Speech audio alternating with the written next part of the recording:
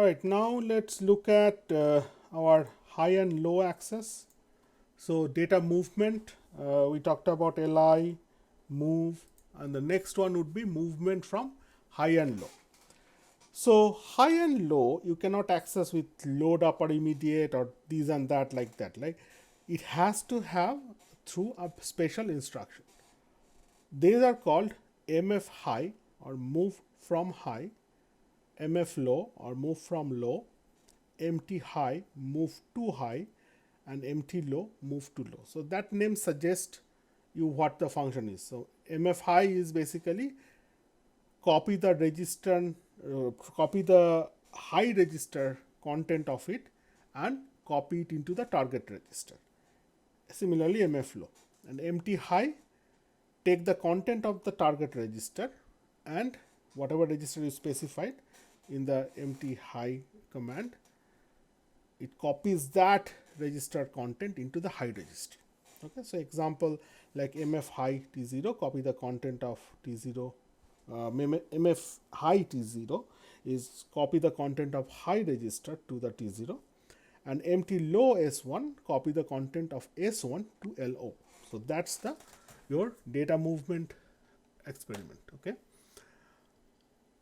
so let's see.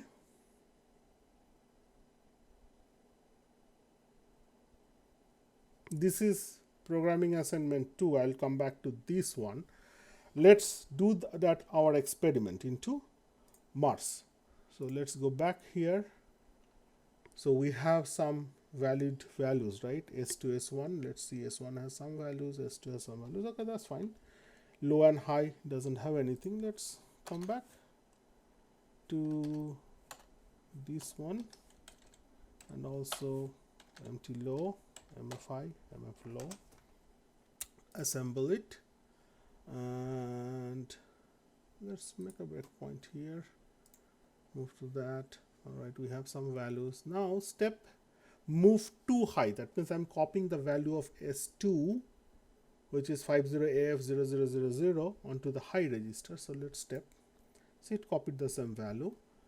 And then move to low of the S1, which is like this huge negative value FFF1, 2, 3, 4, 5. So yeah, see, it's moved into that. Now I want to copy high value into T2 and low value into T1. So let's see, high value into T2, that came up correct. Low value into T1, that's also done. So this is a way to access this high and low special instruction in MIPS. All right, so that's that. And now look at this programming assignment 2's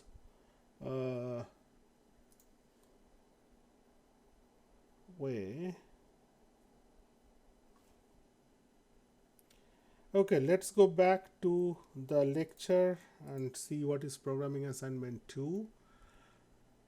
Well, it says that write a program exp7.asm which will ask two integer value for high and low and store it into high and low register. Include this CS47 macro.asm.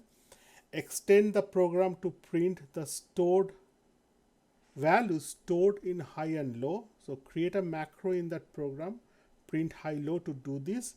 Extend the program to swap the value of high low and then print the swapped value from high low as well.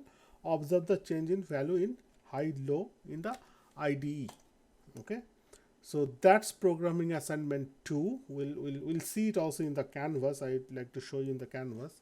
And programming assignment 3, which says exp8.asm, but I think your assignment has some other programming name. We'll see to that.